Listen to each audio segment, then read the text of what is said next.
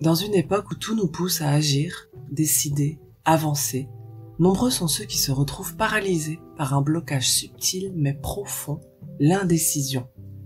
Elle peut se manifester dans des choix du quotidien, comme un déménagement, un changement de carrière ou même une simple activité de loisir, et prendre racine dans une tension méconnue, la confusion entre vouloir et pouvoir.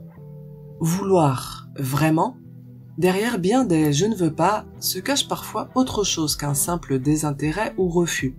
Ce « je ne veux pas » peut devenir un bouclier, une stratégie inconsciente pour masquer un « je ne peux pas ». Dire qu'on ne veut pas, c'est garder la main, rester dans le contrôle. C'est moins douloureux que d'admettre ses limites, ses doutes ou son impuissance passagère. Mais ce refus déguisé peut finir par peser. Il installe une posture de résistance plus qu'un véritable positionnement.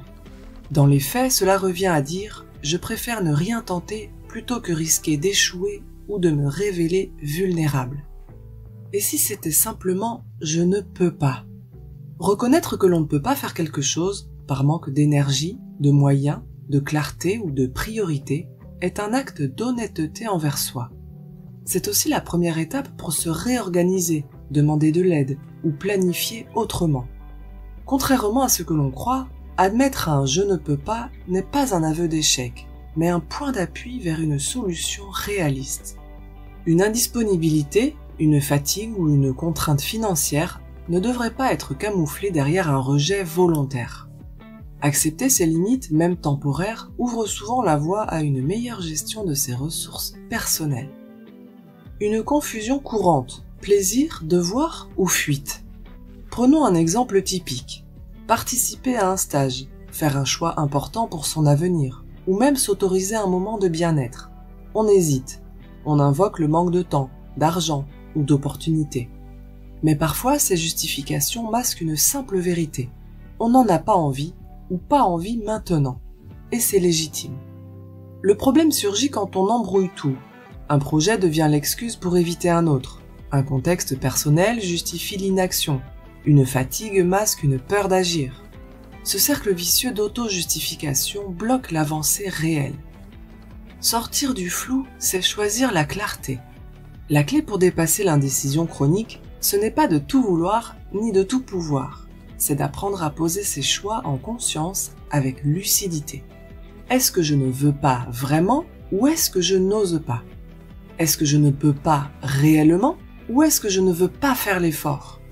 Est-ce que je suis bloqué par une peur ou par une réalité ? Répondre à ces questions, c'est entamer un chemin de clarté. Et cette clarté permet de distinguer les zones où l'on a besoin de repos, de courage, de soutien ou simplement de recul. C'est aussi ce qui permet de renouer avec une action juste, ni précipitée, ni évitée. Conclusion. L'indécision n'est pas une faiblesse, c'est souvent un signal que quelque chose en nous demande à être clarifié ou rééquilibré. En faisant la paix avec la distinction entre vouloir et pouvoir, on apprend à se positionner avec plus de justesse. Et c'est là que les choses, enfin, commencent à bouger. Le vrai choix naît quand on reconnaît ce qui est de l'ordre du refus, de l'impuissance ou du besoin réel.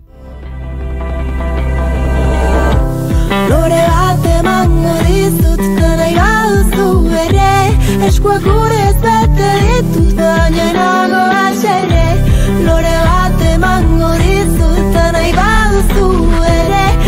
ure ez bete ditut baina